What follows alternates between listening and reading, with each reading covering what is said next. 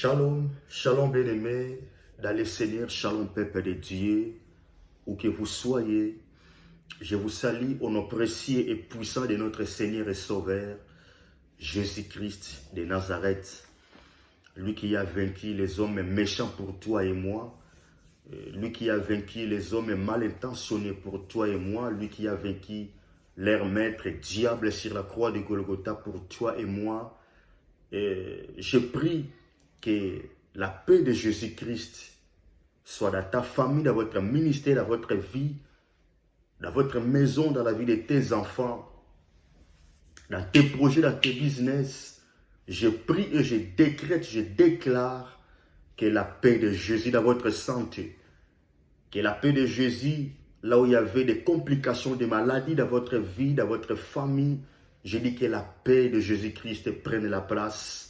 Que la paix de celui qui a vaincu la mort puisse prendre la place au nom de Jésus-Christ de Nazareth. Shalom. Je suis apôtre Jérémie Maton. C'est la première fois de tomber dans cette prédication.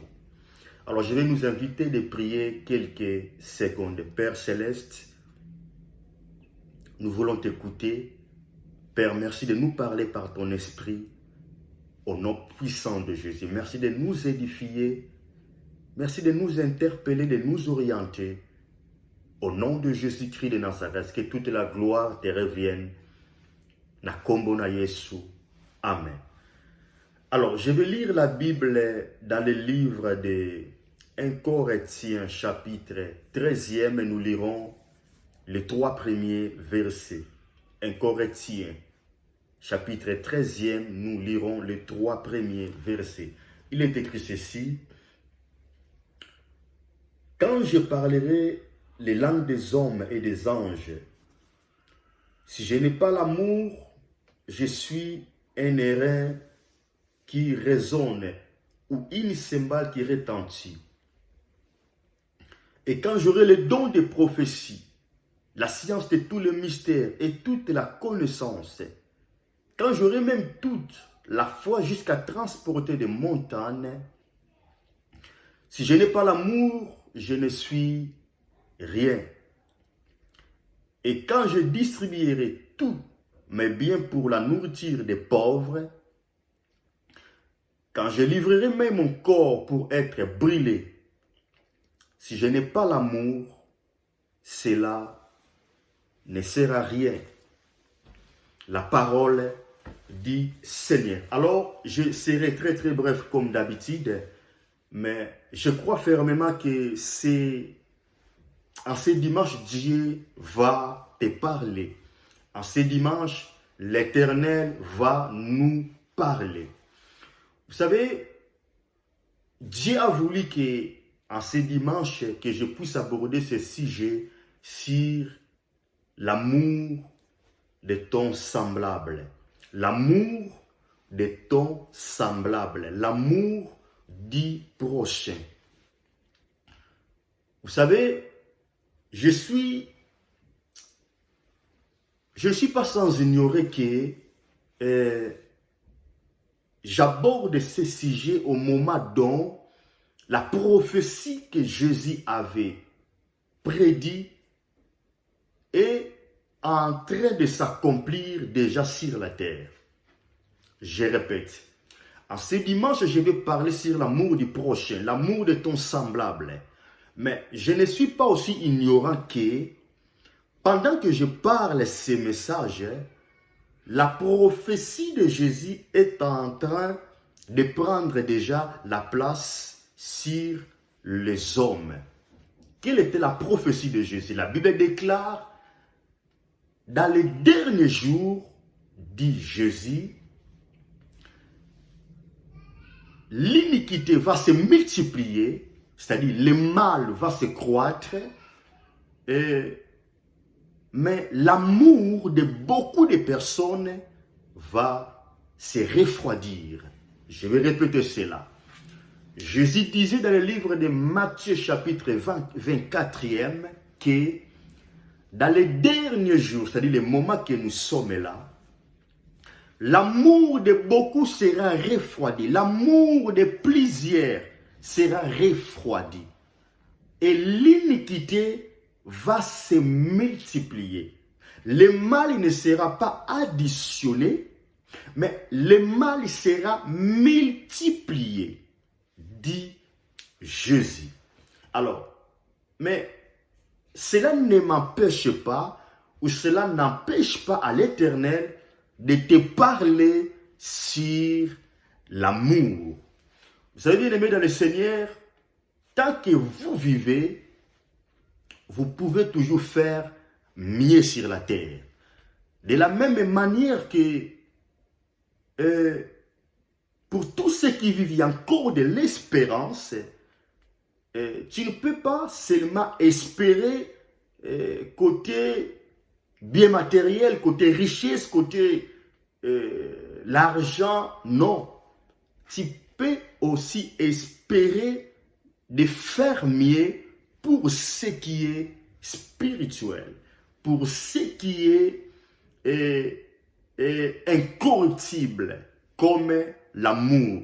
Je cherche à te dire, parce que tu peux espérer de vivre mieux pour votre lendemain, en mettant l'espérance à Dieu, alors vous pouvez aussi espérer, en mettant l'espérance à Dieu, que là où il y avait la haine et la jalousie dans votre cœur, vous pouvez faire mieux parce que ce n'est pas encore trop tard. Car pour tous ceux qui vivent, il y a encore de l'espérance.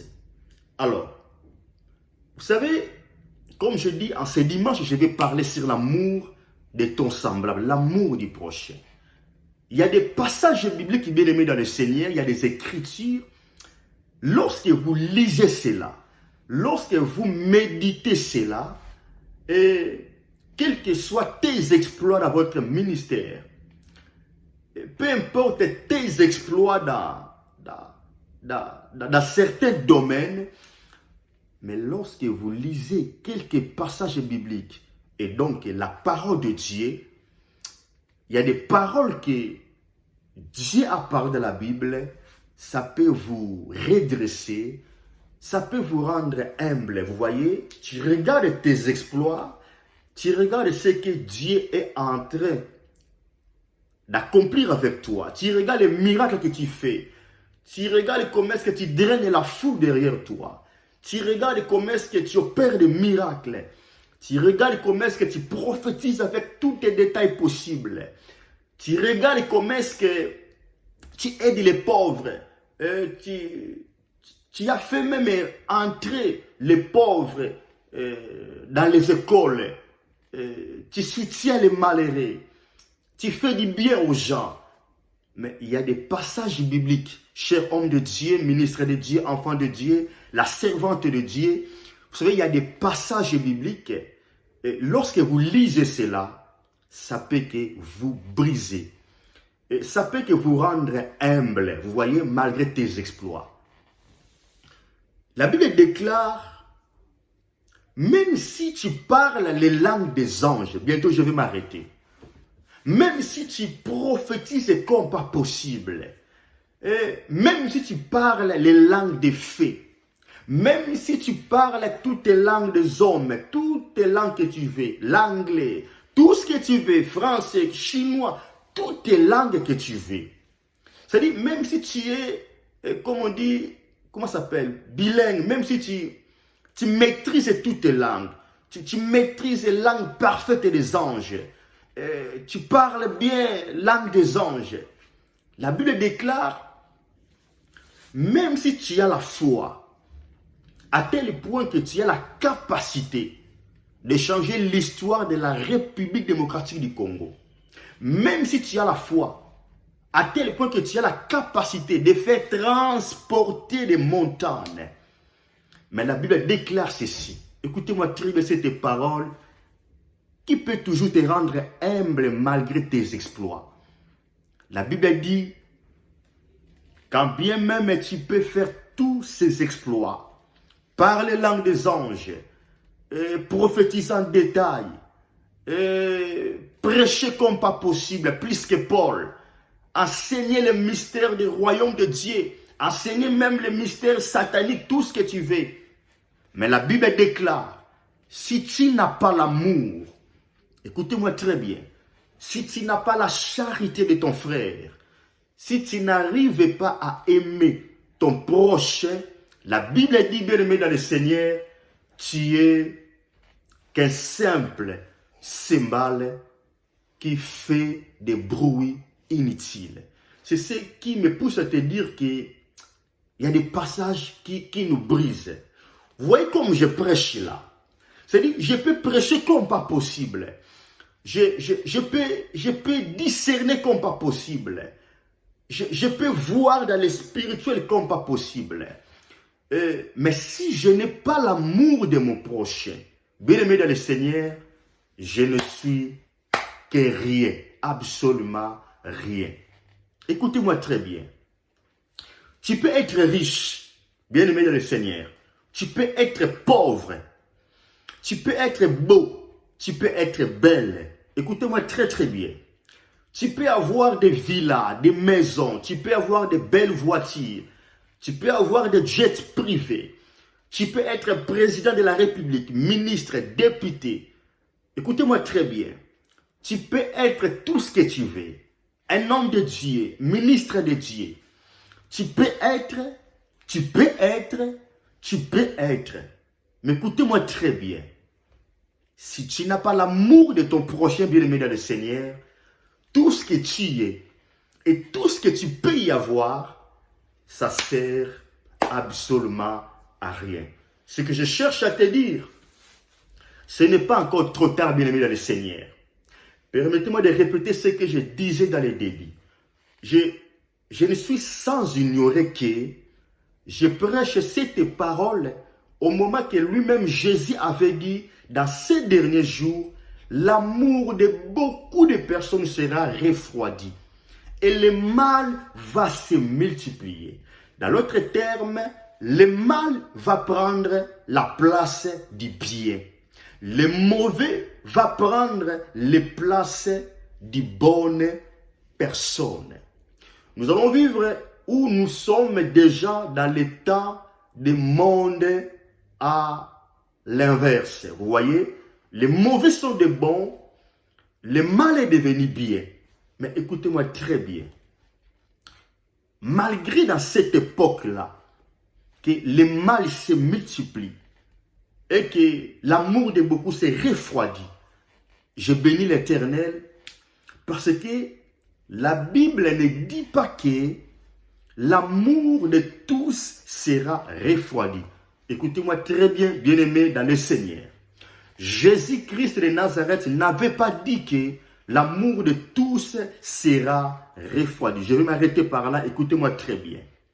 Jésus, quand vous lisez la Bible, Jésus de Nazareth, ton Seigneur et mon Sauveur, lui qui a vaincu sur la croix de Golgotha pour toi et moi, lui qui a vaincu tes ennemis, lui qui a vaincu la mort, Jésus n'avait pas dit que l'amour de tous sera refroidi et que le mal va se multiplier. Non.